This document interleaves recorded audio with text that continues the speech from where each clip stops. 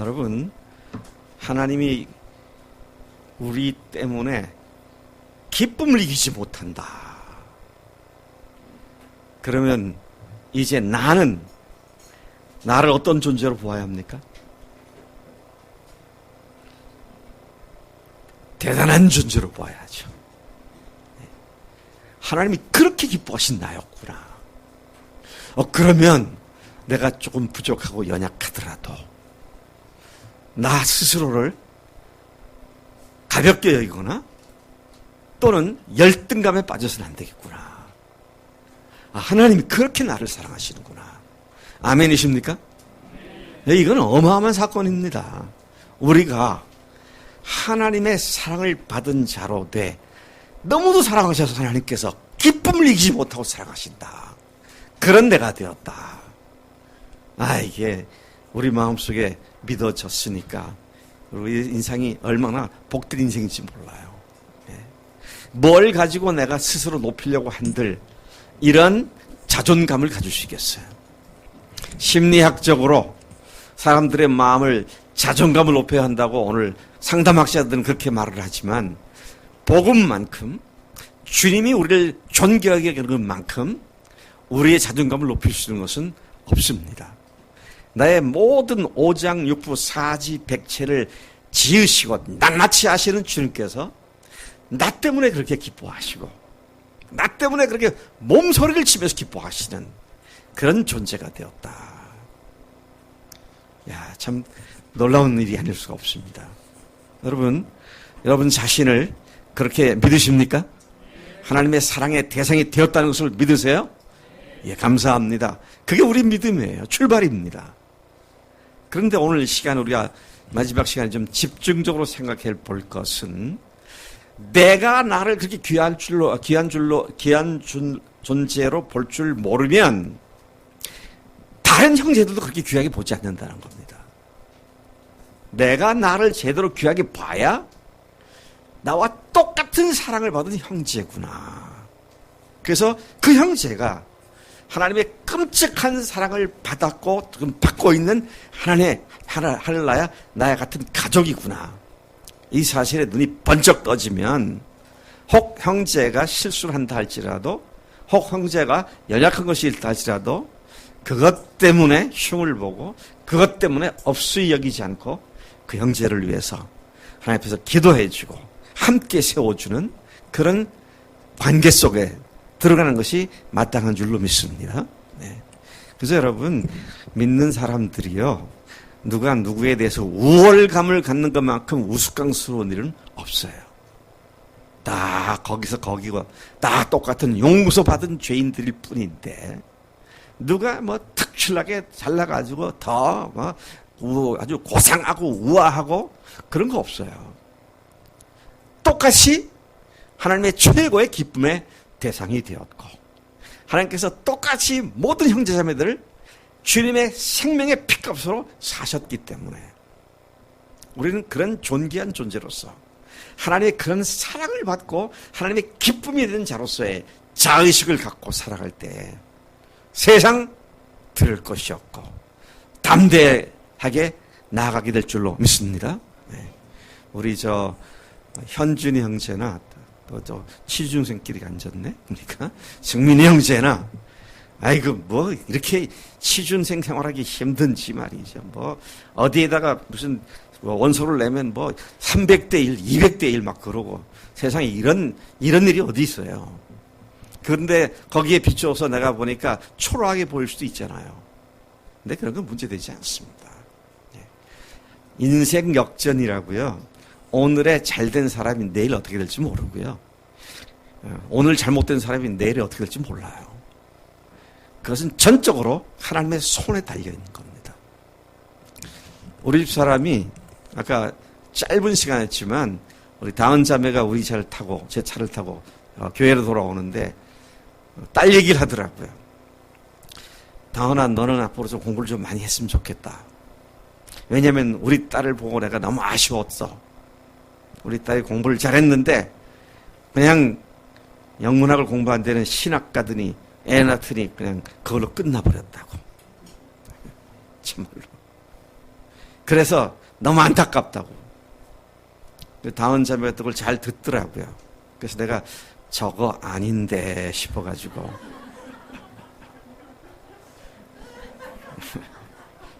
공부 잘해가지고 뭐 석박 박사 받았다고 꼭 인생이 잘 풀리는 법이 없습니다. 그렇죠?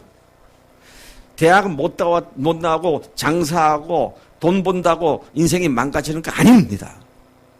언제 어떻게 하나님께서 무슨 일을 통해서 우리를 영어롭고 존귀롭게 하실지, 하나님께서 어떻게 우리를 높이실지, 교만한 자를 어떻게 낮추실지, 우리는 하나님이 나의 주님이시고 나의 주관자 사실을 믿기 때문에 지금의 나를 영원한 나로 보지 않습니다. 앞으로 하나님께서 나를 어떻게 인도하실 것인가에 대한 믿음을 갖고 바라보기 때문에 우리는 현재 조금 내 스스로 부족하고 불만스러운 것이 있다 할지라도 그것 때문에 좌절하고 그것 때문에 낙심하고 그렇지 않은 사람들이에요. 그런데요, 제가 오늘 말씀드리려고 하는 핵심은 나만 그런 게 아니라 박성희 자매 옆에 앉아있는 갑자기 정미영 자매가 그런 사람이에요. 하나님이 정미영 자매 때는 기쁨을 견디지 못하고 기뻐하는 그런 사람이라고요. 네? 우리 박광수 형제님 부인이신 우리 신순 자매님을 우습게 보시면 안 됩니다. 남편이라고 아내를 함부로 대하면 안 돼요. 왜? 하나님께서 기쁨을 잊지 못하는 사람인데 그런 하나님의 사람을 내가 내 아내라고 내 자식이라고 내 남편이라고 함부로 우습게 보았다가는 큰 잘못을 범하게 되는 것이다. 여러분, 이런 측면에서요, 세상에 어떤 심리학자나 상담학자나 어떤 누구도 이런 그리스도 안에 있는 주님으로 말미암는 자존감에 버금가시는 자존감을 불러일으킬 수 있는 존재는 아무도 없는 겁니다. 참 놀라운 하나님의 은혜가 아닐 수 없습니다. 따라서 우리가 갖고 있는 기쁨, 하나님의 기쁨거리가 되었고 하나님의 기쁨이 우리 속에 들어온 이 기쁨은 형제들을 기뻐하는 것까지를 포함하게 되는 것이다. 아까 오전 시간에 끝나고 사진을 찍었으면 좀 더 많은 사람들이 찍을 수 있었겠다는 아쉬움을 갖고 막 떠나갔는데 이 목사님께서 다 들어오라고 지금 사진을 찍으면 좋겠다. 오후에 안 오는 사람도 있을지 모르니까. 근데 이미 차를 탔을 수 있는 시간이기 때문에 이따가 찍겠습니다. 그래서 우리가 이따가 끝나고 수양의 기념 단체 사진을 찍을 겁니다. 아무도 안 좋아하시네요. 그런데요, 여러분, 단체 사진 중에서 제일 좋은 단체 사진이 뭔지 아세요? 아이, 너무 잘하시네. 너무 잘하셔. 옆에 뭐 대통령이 있고 여기에 누가 무슨 인기 탤런트가 있고 다 소용없어요. 거기에 내가 이러고 있으면 그 사진 나쁜 거죠. 눈 감고 있어도 의미 없는 것이고요. 내가 똑바로 나오면 옆에 누가 있든지 그 좋은 사진인 거죠.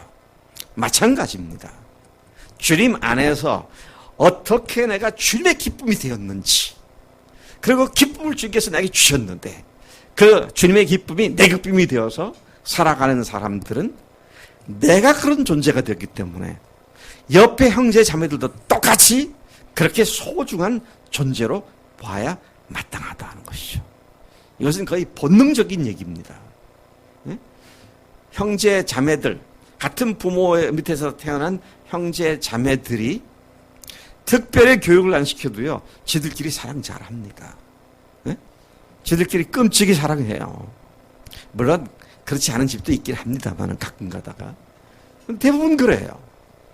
특히 어렸을 땐 더 그러죠.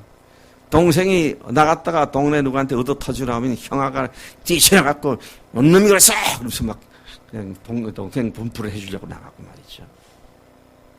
근데 하나님께서 우리를 그토록 소중한 자로 여기셨다면 나도 형제를 그렇게 보는 것이 필요하다. 근데 그게 본능적으로 그렇게 형제를 귀히 보고 사랑하는 것이 우리들의 기쁨이고 형제들 때문에 기뻐하는 것이 우리들의 마땅한 삶의 모습이다. 그런 말씀이죠. 네, 여러분, 우리가 주님을 바라보고 주님의 렌즈로 형제를 봐야 그렇게 되는 것이지, 육신의 눈을 갖고 보면 그게 잘 안 돼요. 그러니까 형제가 내 마음속에 문제가 있고 미워진다 그러면 내가 지금 주님 앞에 잘못됐구나, 이걸 빨리 알아차리고 주님과의 관계를 회복시키는 것이 굉장히 중요한 일이다 하는 것입니다. 자, 주님께서는 세상에 오셔서 우리들의 죄를 위하여 우리도 죽고 싶지 아니하는 그 험한 십자가에서 대신 죽으셨고, 그리고 사흘 만에 부활하셔서 예수님을 하나님으로 주님으로 모신 하늘 가족의 모임인 교회를 우리에게 허락해 주셨습니다.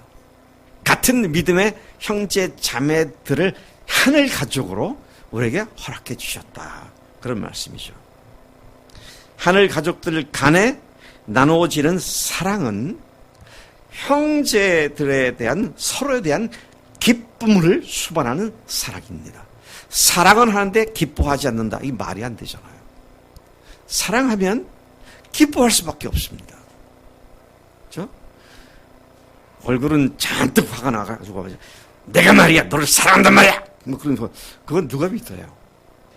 그것도 생각해서 야 은비야 내가 너 사랑해, 그러면 그게 막 믿어지지. 은비 내가 너 사랑한단 말이야 그러면 이거 무서워. 사랑과 기쁨은 같이 가는 것이지 따로 노는 것이 아니죠. 그래서 내가 정말 믿음의 형제를 얼마나 사랑하는가, 얼마나 기뻐하는가. 영수 형제를 보기만 해도 기쁘고, 승민이 형제 생각만 해도 기뻐가지고, 괜히 공부하는 승민이한테 전화해가지고 흥민아 그냥 전화했어, 보고 싶었어, 끊어. 그러고 뭐 그런다 할지라도 사랑하면 그렇게 하는 거예요. 우리가 형제를 사랑한다는 말이 어려운 것이 아닙니다. 왜? 좋아하는 마음이, 기뻐하는 마음이, 그게 사랑하는 것이니까요. 자, 그래서 교회는 처음부터 그랬습니다. 첫 교회였던 예루살렘 교회부터 믿는 사람들 사이에 서로 사랑하고 기뻐한 일을 했다는 것입니다. 그 교회는 참으로 기쁨으로 충만한 교회였습니다. 예루살렘 교회가 그랬었죠. 사도행전 2장 46절에 보면, 오순절 이후에 기록한 내용들을 보면 날마다 마음을 같이하여 성전에 모이기를 힘쓰고 집에서 떡을 떼며, 그 다음에 뭐라 했어요? 기쁨과 순전한 마음으로 음식을 먹고. 조금 전에 말씀드린 것처럼 기쁨 없는 사랑은 존재하지 않습니다. 사랑은 반드시 기쁨과 함께 다니는 것이 사랑이다. 그래서 여러분, 내가 누구를 사랑하느냐라고 할 때요, 가만히 생각해 보세요. 그 형제를 사랑하면 기쁨이 있나 없나? 나한테. 그 자매를 생각하면 참 기쁘다. 그런 자매가 우리 교인이라니. 나와 함께 하늘 가족이 됐다니.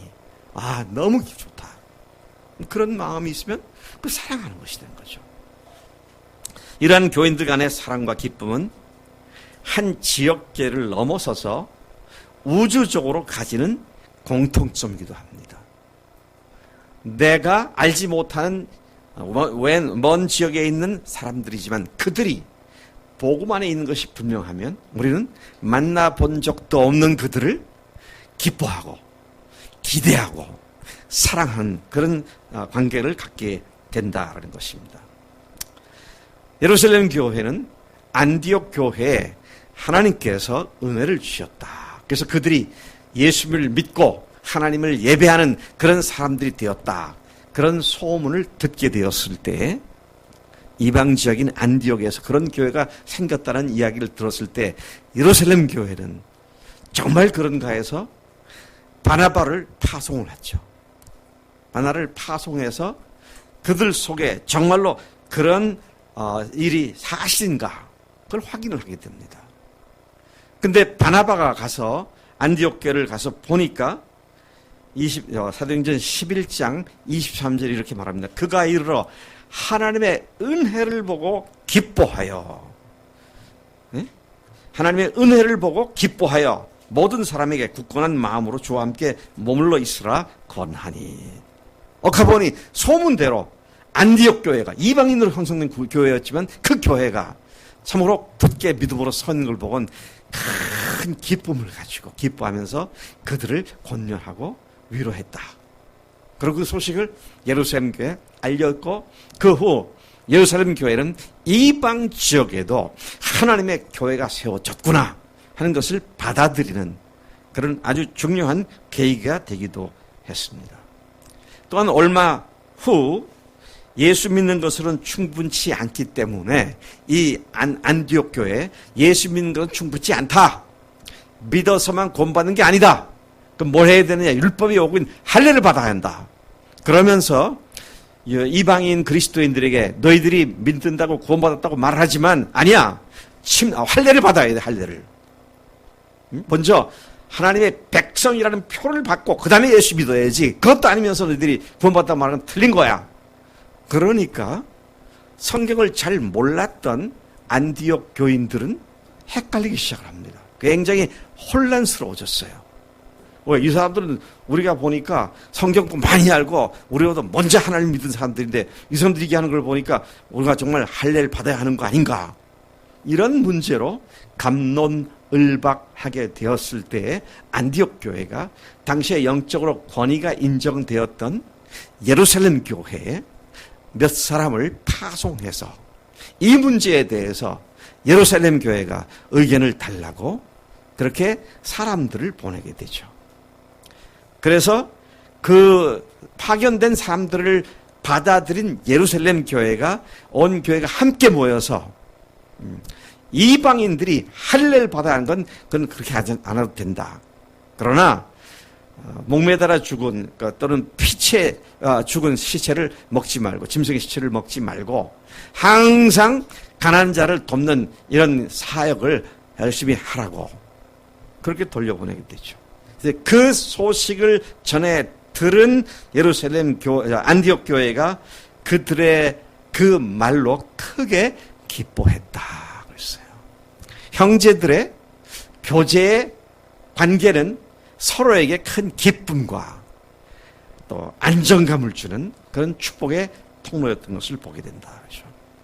하나님은 같은 주, 같은 믿음, 같은 사랑을 가진 교인들이 함께 기뻐하고 함께 즐거워할 것을 기대하고 그렇게 하라고 말씀을 하시죠. 그래서 여러분, 교회가 하나 된다는 말은 여러 가지 의미가 있겠지만은 복음의 하나가 되고 주님을 사랑하는 일에 하나가 되고 그리고 형제를 사랑하는 일에 하나가 되는 겁니다. 우리가 개인적으로는 참 구원의 확신이 있고 부활을 확실히 믿고 그걸 증거로 섰다 그러지만 같은 믿음을 갖고 한 몸을 이루고 있고 한 하나님의 가족을 이루고 있는 가족 속에서 서로를 생명같이 사랑하고 아끼고 기뻐하는 이런 관계가 아니라면 그것은 건강한 교회가 될 수 없다. 그런 얘기를 하는 것이죠. 사랑하는 형제를 기뻐하는 것, 그건 당연한 얘기입니다. 네. 여러분 그런 경험을 많이 하시죠? 처음 만났는데 이 사람 간증을 들어보니까 이야, 주님을 분명하게 사랑하는 사람이구나. 그러면 그 사람의 집안 내력이나 그 사람의 개인적인 백그라운드나 이런 거 전혀 몰라도 그 사람의 간증을 듣고는 우리는 마음을 다 줄 수가 되죠. 네. 우리 나자매님 그런 거 경험 많이 하시죠. 네. 참 이상한 겁니다. 이거는요. 제가 유학을 했던 그 미국의 텍사스에 있는 신학교는 제가 유학할 당시에 전 세계에서 26개 나라에서 유학생들이 와 있었습니다. 아프리카 케냐에서 온 친구도 있고 제가 별로 그렇게 좋아하지 않은 일본 사람도 있고요. 어릴 때 하도 반일 교육을 받아가지고 일본 사람, 요즘은 말이 순화가 돼가지고 일본 사람 그러죠. 그전에는 일본, 니은 이런 것이 나갔잖아요. 근데 이상한 건 신학교에서 만난 일본 사람들이 너무 귀하더라고요. 왜? 일본에 예수 믿는 사람이 극히 드물잖아요. 근데 희귀한 사람들이 그것도 신학교 와서 목회자가 되겠다고. 그거 하나만 해도 너무 귀한 거죠. 우리 김소영 자매가 그 일본 사카에이코 교회에 가서 간증도 하고 그랬는데, 그때 사실은 우리 교회 지금 안 나오시면 최병원 장로님이 상당히 어려우셨어요. 거기 처음 가실 때 굉장히 어려우셨어요. 왜냐하면 일본 사람도 꼴 보기 싫은 것이 뼈에 삼쳐 있거든요. 근데 거기 가서 처음엔 그랬는데 나중에 그것이 해소가 돼서 참 귀하게 보이더라고. 이건 뭐 제가 같이 갈 때 그 최장로님을 설득해서 그 사람들도 좋은 사람입니다, 좋은 면을 많이 보세요, 그런 말 한 번도 안 했거든요. 근데 그들이 주님을 사랑하는 걸 보고 나 하늘 가족이구나.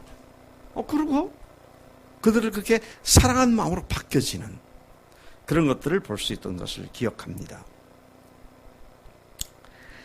자, 이 자기의 참 아들이라고 바울이 항상 불렀던 디모데입니다.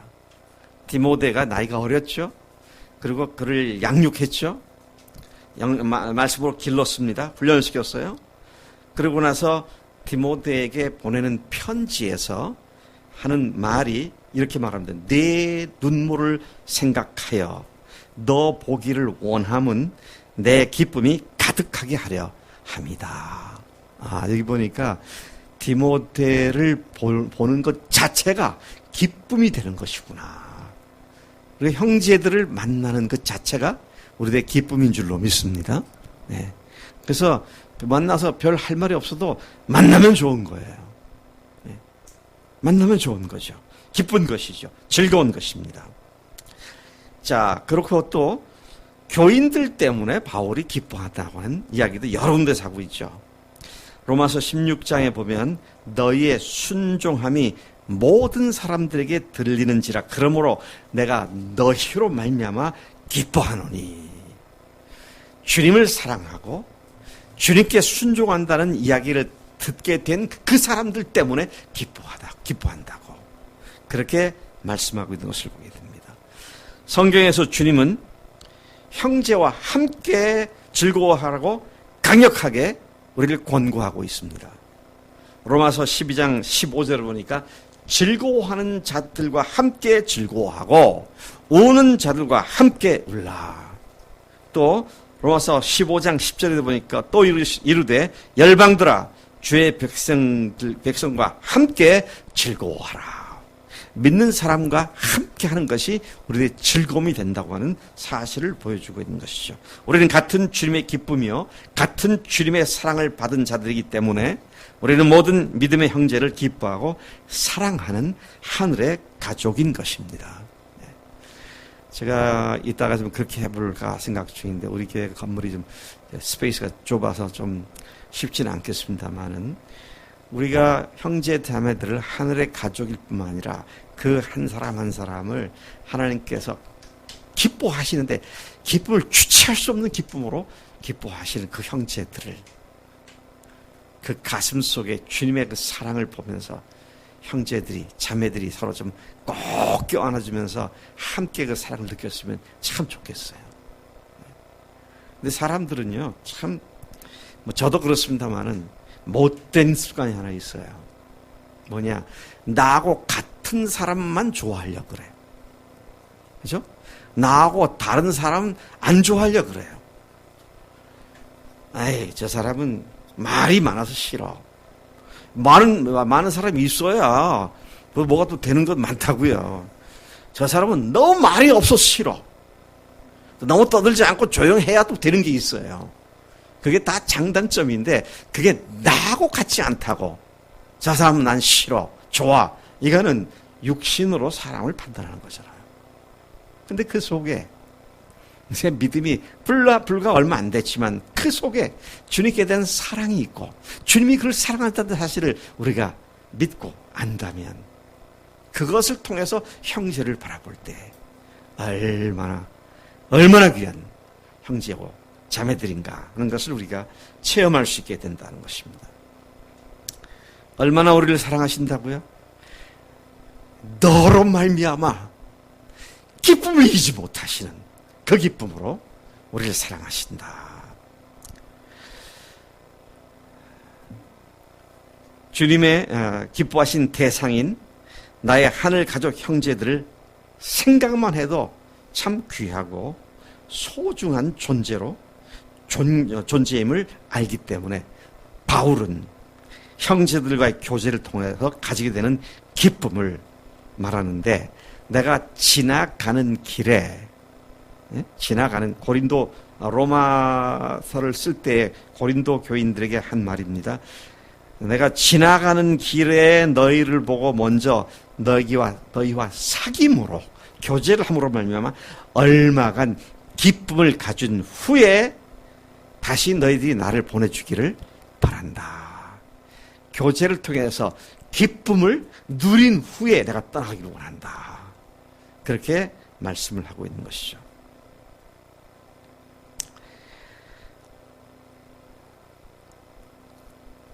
하나님의 뜻을 따라 기쁨으로 너에게 나아가 너희와 함께 편히 쉬게 하리라. 바울은 교인들과의 관계를 생각할 때마다 기쁨의 관계를 가지고 만나고 기쁨의 교제를 하기 원했던 그런 모습을 보게 됩니다. 그 교인들에 대한 바울의 기쁨의 또 다른 측면이 있는데요. 그것은 교인들을 내가 이제 신뢰하게 되어서 기쁘다. 그런 말도 해요.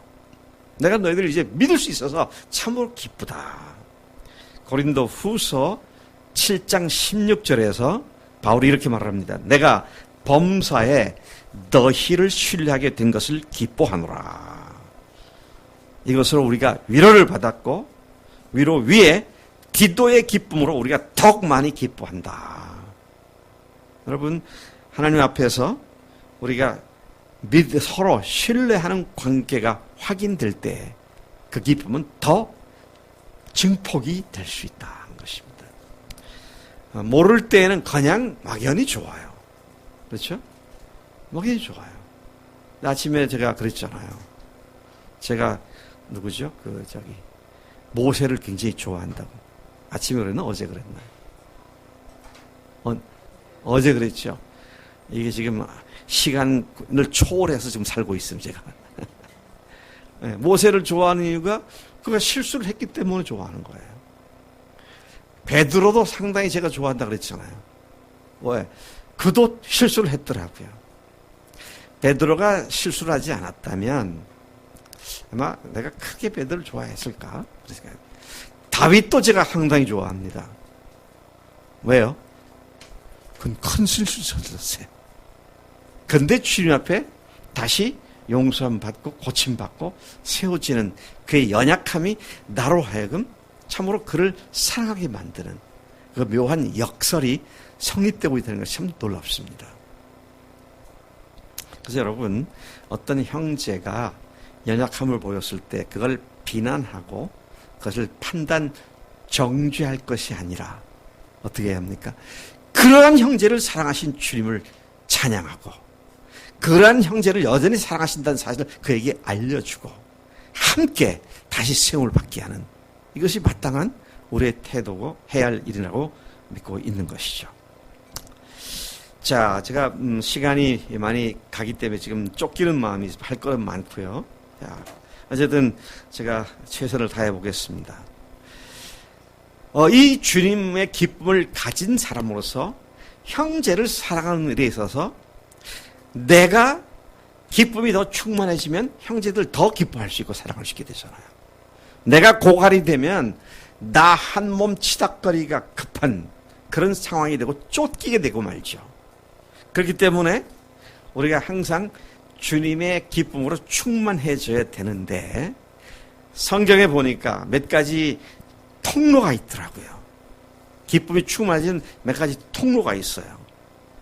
첫째는 계명을 지키게 되면 기쁨이 충만하게 된다. 그런 말씀을 하시잖아요. 여러분, 예수님께서 계명을 주셨죠? 무슨 계명을 주셨어요? 세 계명을 주셨습니다. 성경, 신약 성경 전체를 통해서 예수님께서 계명을 준다고 하는 한 군데밖에 없어요. 딱 한 군데입니다. 하라, 하지 말라는 말씀을 많이 하셨지만 계명이라는 타이틀을 딱 붙여주신 것은 한 군데밖에 없어요. 근데 그것도 그냥 계명, 새 계명 그렇게 되죠. 근데 그 새 계명이 뭐 하라는 겁니까? 내용이 서로 사랑하라는 겁니다. 어느 수준으로 사랑하라고요? 예수님이 우리를 사랑하신 그 수준으로 사랑하는 겁니다. 그러면 어떻게 된다고요? 모든 사람이 너희가 내 제자인 줄 알게 될 것이다. 그렇게 말씀하셨죠. 자, 그래서 그게 요한복음 13장에 나오는데요. 그 연장선상에서 15장, 요한복음 15장 10절부터 12절까지에 이렇게 말씀하십니다. 내가 아버지의 계명을 지켜 그의 사랑 안에 거하는 것 같이 너희도 내 계명을 지키면 내 사랑 안에 거하리라. 내가 이것을 너희에게 이르면 내 기쁨이 너희 안에 있어 너희 기쁨을 충만하게 하려 함이라. 주님의 기쁨이 우리 속에 충만해지려면 어떻게 하라고요? 서로 사랑하는 계명을 지키라는 거죠. 이건 율법을 얘기하는 거 아닙니다. 주님께서 서로 사랑하라고 하는 그 사랑 공동체에서 사랑하는 걸 얘기하는 것이죠. 그 계명을 지키면, 사랑을 하게 되면 내 기쁨이 너희 속에 충만하게 될 것이다. 야, 참 너무도 중요한 주님의 가르침이라고 생각되죠. 내 계명은, 근데 주님께서 12절에 계명 했는데 뭐라고 하시면 내 계명은 곧 내가 너희를 사랑한 것 같이 너희도 사랑하라는 이것이니라. 이게 뭐예요? 내가 너희를 사랑한 것 같이 너희도 서로 사랑하라는 이것이다. 근데 이것이 뭐예요? 그러니까 세 계명입니다. 그러니까 뭐 10계명으로부터 시작됐고 613개의 계약 조건으로 명령하시는 그 율법 전체를 얘기하는 것이 아니라 이 13장에서 말씀하는 것은 15장에서 연장선상에서 세 계명을 지키라고 지금 그렇게 말씀하신 것이죠. 참 감사한 것은요. 이 세 계명을 지키는데 누가 지키라 그랬어요? 네? 이 계명을 누가 지키라 그랬어요? 너희가 서로 지키라 그랬어요. 너희가 서로 사랑하라고 했습니다. 여기서 너희는 누군가요? 대원이 이제 큰 소리로 왜 교회에 있는 하나님의 가족들을 얘기하는 거예요? 믿는 그리스도들을 얘기하는 거예요. 물론 안 믿는 사람들을 사랑해야죠. 근데 일단 사랑의 출발은 너희가 서로 사랑하는 겁니다. 예수님의 제자 공동체로 형성되어 있는 교회가 서로 사랑하는 거잖아요. 예수님을 주인으로 모신 사람들이 사랑하는 거잖아요. 그렇게 사랑하게 되면 어떻게 주님의 기쁨이 우리 속에 충만하게 된다. 야, 참 너무도 귀한 주님의 가르침이고 결코 어렵지 않은 가르침인 것을 우리가 보게 됩니다. 아이고 목사님 무슨 말씀이세요? 형제를 위해서 내가 목숨까지 버리는 거 참 안 되잖아요. 근데 그걸 쉽다고 말씀하세요. 예, 제가 쉽다는 이유를 말씀드릴게요.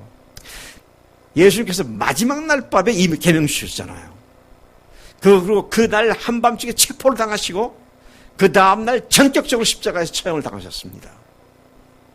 그리고 사흘 후에 부활하셨어요.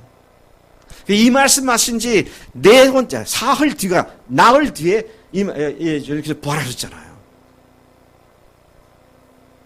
그리고 성령께서 그 후 50일 후에, 45일쯤 후에 강림하시죠. 그러고는 어떻게 했습니까? 그 성령을 받게 되니까 부활하신 예수를 증거하러 나갈 때에 그 관리들과 바리새인들과 종교지도자들이 우글거리고 있는 이런 성전까지 튀어 올라가가지고 너희가 죽인 예수를 하나님께서 다시 살리셨다. 우리가 이래 증인이다.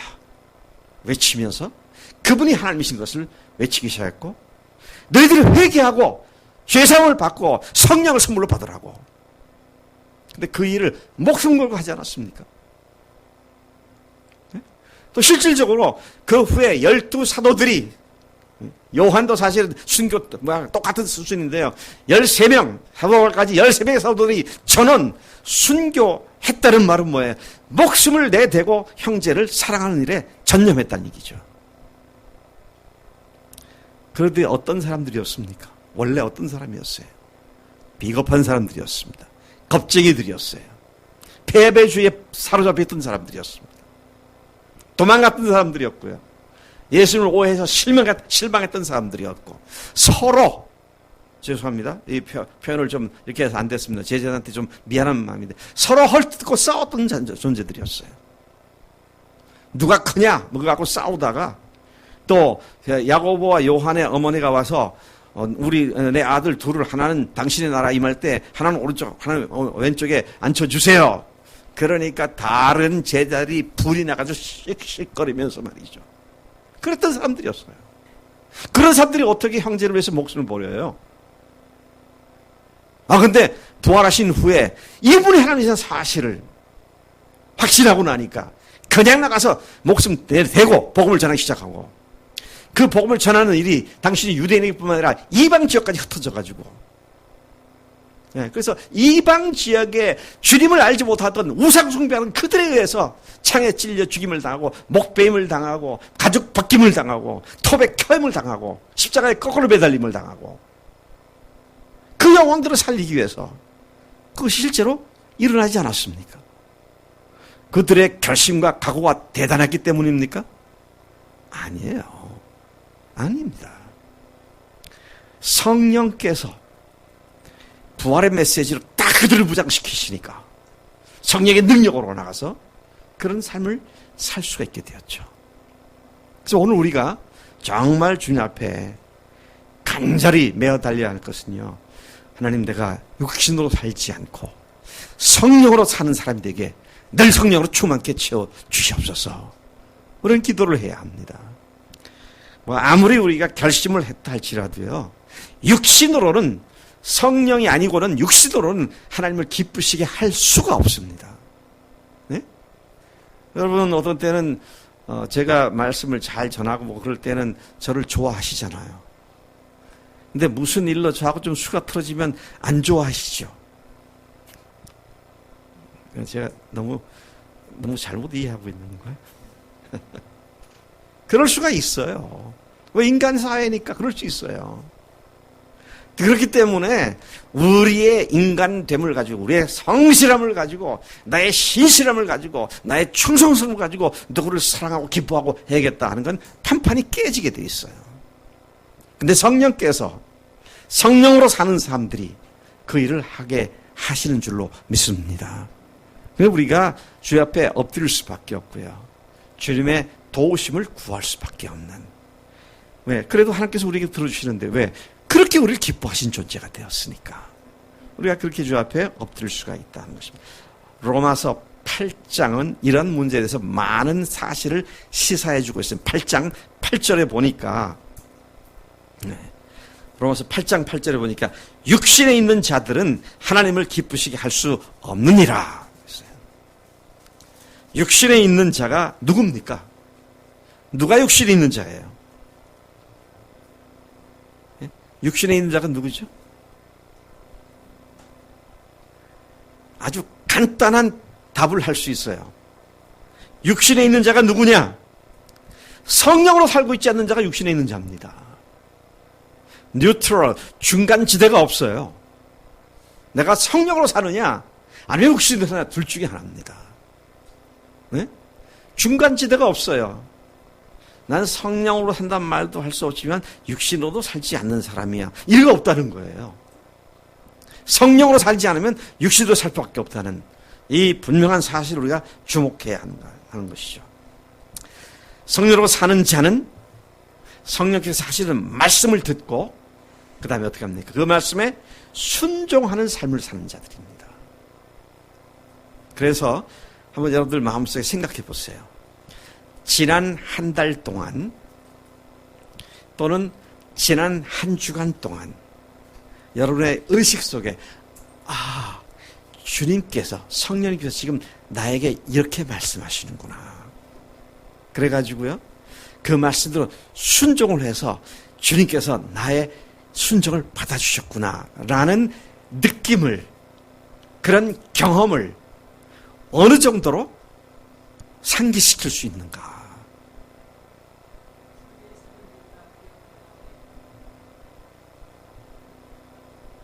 네.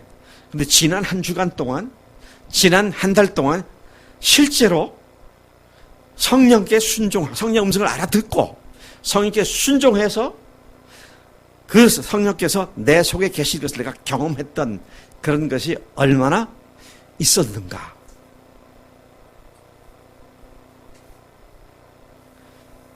굳이 말씀을 들었지만 불순종한 것이 있을 수도 있겠지만 아마 우리 가운데 그런 사람들은 별로 없을 거라고 제가 믿고 싶어요. 그건 제가 맞죠?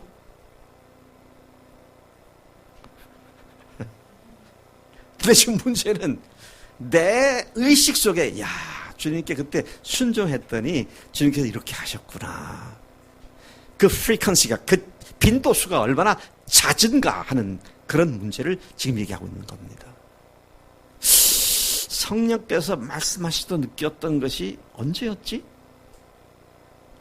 3월이었나?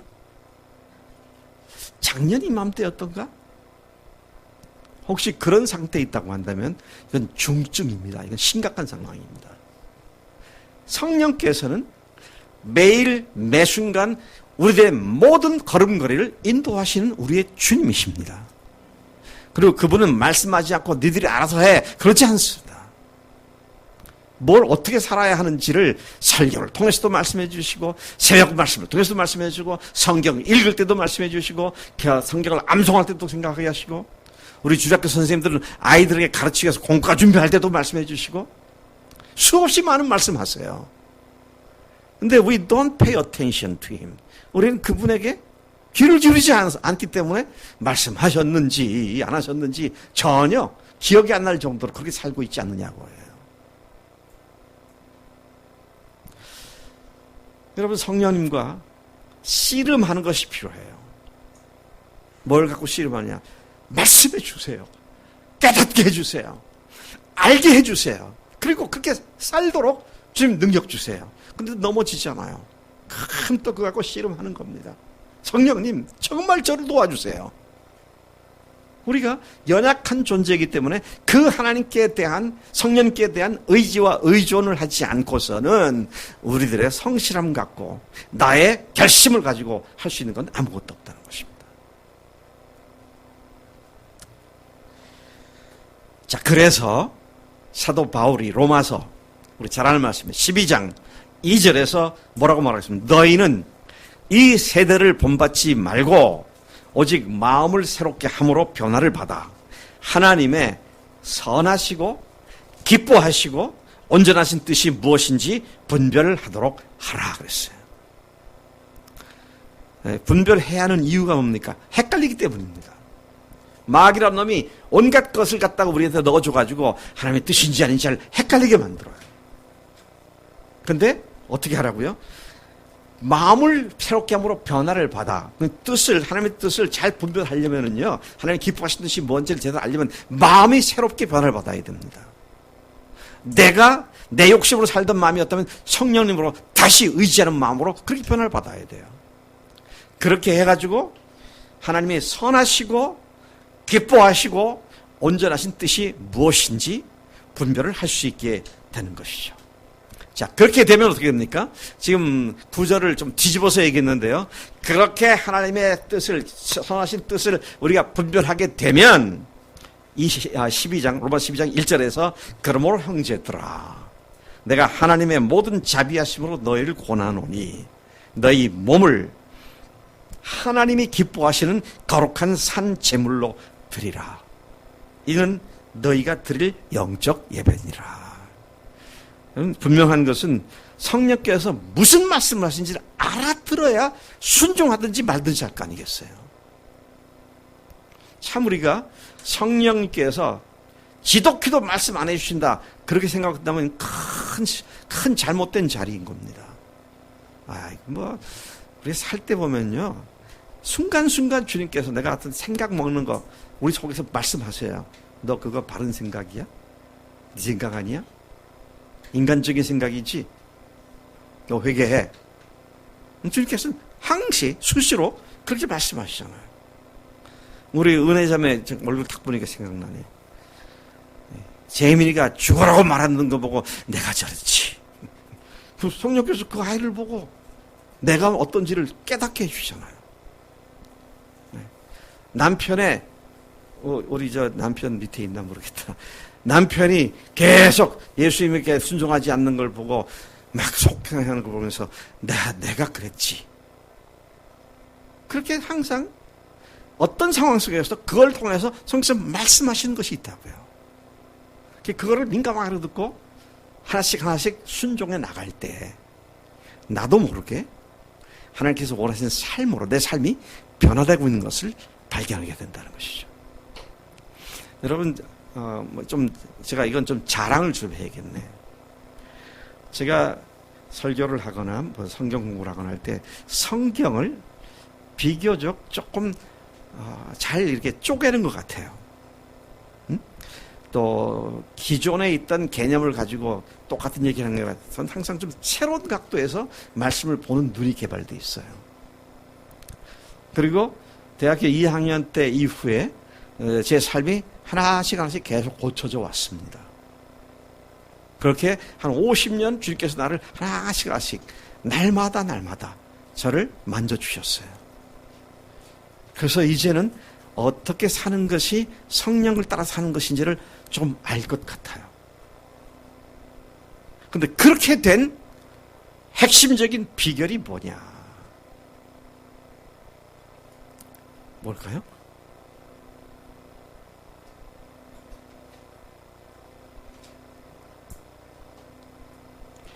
거의 50여 년 동안 매일 한 문단씩, 한 챕터씩 주님의 말씀을 계속해서 읽고 묵상하고 큐티를 하면서 주님의 음성을 한 구절, 한 문단에서 듣는 훈련을 해왔습니다. 그리고 최대한 실제로 그렇게 살기 위해서 적용을 해왔습니다.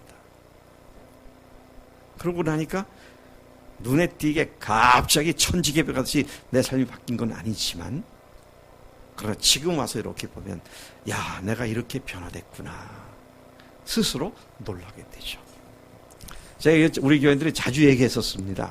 자주 얘기한 것이 뭐냐면, 우리 예배당 지금 천정에서부터 바닥까지 높이가 아마 3.5m나 4m가 채 안 될 겁니다. 이 높이에서 드럼통만 한 이렇게 굵은 관에서 물이, 이보다 한 10배 높은 한 3, 40m 높이에서 폭포수가 1시간 동안 쏟아졌다고 합시다. 이 바닥은 대리석인데요. 화강암이고 어마어마한 양의 물이 어마어마한 수압을 가하면서 1시간 쏟아졌어요. 그러면 이 대리석에 또는 이 화강암이 폐입니까? 안 폐입니까? 안 폐예요. 안 폐예요. 뭐 전자해명 갖고 들여다보면 좀 폐였겠지만 눈으로 봐서는 거의 안 폐였습니다. 그러면 다시 말을 바꾸겠습니다. 30m, 40m에서 3m 높이에서 1초나 2초에 한 방울씩 물이 떨어집니다. 똑, 똑, 똑, 똑. 그렇게 1년이 쏟아졌어요. 1년 때 떨어졌습니다. 그 물이 떨어진 자리에 구멍이 생길까 안 생길까요? 와, 여러분들 대단하시네요. 생깁니다. 얼마나 많은 물의 양이 얼마나 단시간에 쏟아졌느냐가 아니고요. 얼마나 frequency, 그 빈도수가 지속적으로 이루어졌느냐 하는 것이 바위에 흔적을 남기게 되는 거다. 폭포수 같은 은혜도 필요합니다. 그래야 또 계기가 되고 확실히 변하는 그런 전환점이 생기죠. 그런데 그렇다 할지라도 지속적으로 성령께 귀를 기울이고 성령께서 하시는 말씀을 듣는 삶을 살지 않으면 얼마 좀 시간 지나가면 그냥 다시 원상태로 원상복귀되고 말죠. 그래서 사케스틱하게 그 뭐라 빈정거리 냉소적으로 사람들이 많은 말을 했습니다. 아, 이번에 수양회 가가지고 은혜를 많이 받았습니다. 그러면 그걸 듣고 있던 전에 이미 해봤던 사람들이 탁 팔짱 끼고 한다는 얘기가 두고 봐야지. 그게 며칠가나 두고 보자.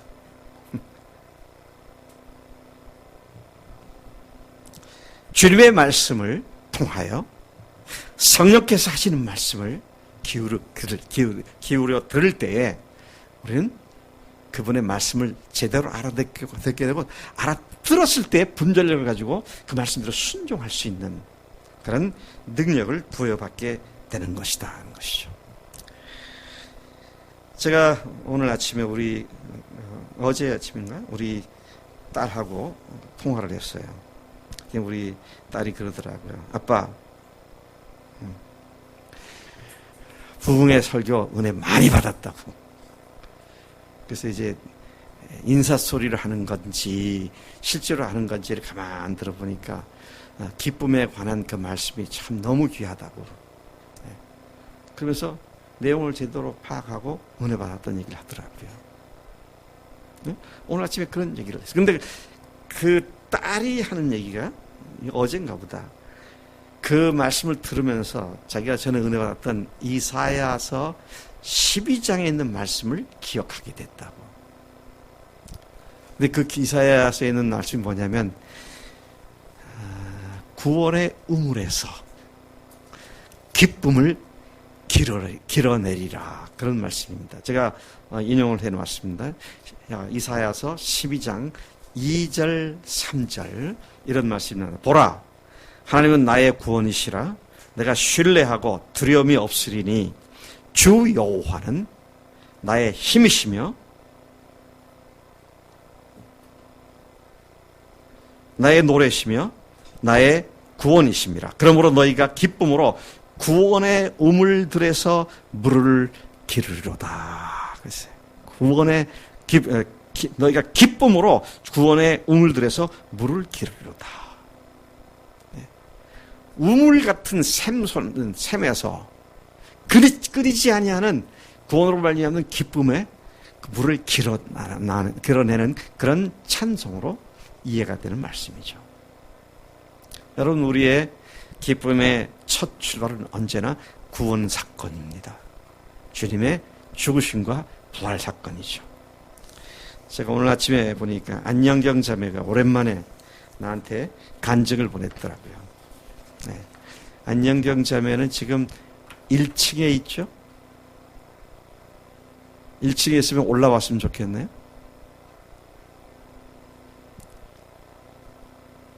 네. 영재 한번 확인해 줄래?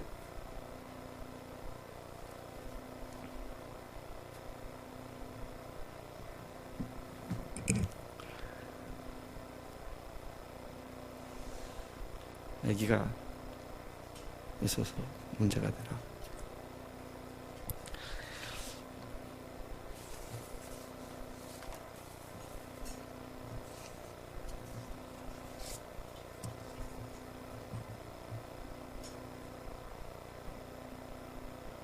없어? 얘가 쪽집게가 돼가지고 잘 집어내야 하여튼. 본인이 안 읽으면 별로 의미가 없어서. 네. 제가 읽게 하려고 했던 이유는 안영경 자매의 구원 간증이 십자가와 부활로 말미암는 확실한 증거가 전에는 흔들렸지만 이제는 그 증거가 있기 때문에 흔들리지 않는 그것으로 항상 기쁘다고. 네. 구원이 우리의 기쁨의 우물을, 구원의 우물에서 기쁨을 길어내게 하는 그런 역할을 한다는 것입니다. 그리고 그 기쁨, 우리를 구원해 주신 주님의 은혜로 말미암는 기쁨은 우리의 힘이 되는 것입니다. 제 소리가 아닙니다. 성경이 그렇게 말씀하고 있죠. 느헤미야 12장 8절 말씀이 그거를 말씀하고 있죠. 느헤미야 12장 8절 말씀 제가 읽습니다. 또 그들에게 이르기를 너희는 가서 살진 것을 먹고 단 것을 마시되 준비하지 못한 자에게는 나눠주라. 이 날은 우리 주의 성일이니 근심하지 말라. 여호와를 인하여 기뻐하는 것이 너희의 힘이니라. 여러분, 우리가 힘있게 능하게 살 수 있는 근원이 뭐냐 할 때 하나님을 기뻐하는 것, 그것이 우리들의 힘이라고 말씀합니다. 오늘 우리가 이번 수양의 기간 동안에 주님의 기쁨, 주님께 기쁨, 우리가 이런 주제로 말씀 나눴는데 결국 주님의 기쁨이 우리가 주님을 의지하는 힘이다 그랬어요. 이 기쁨이 끊이지 않고 언제든지 기쁨이 새로워지는 그런 삶이 되어야 할 줄로 믿습니다.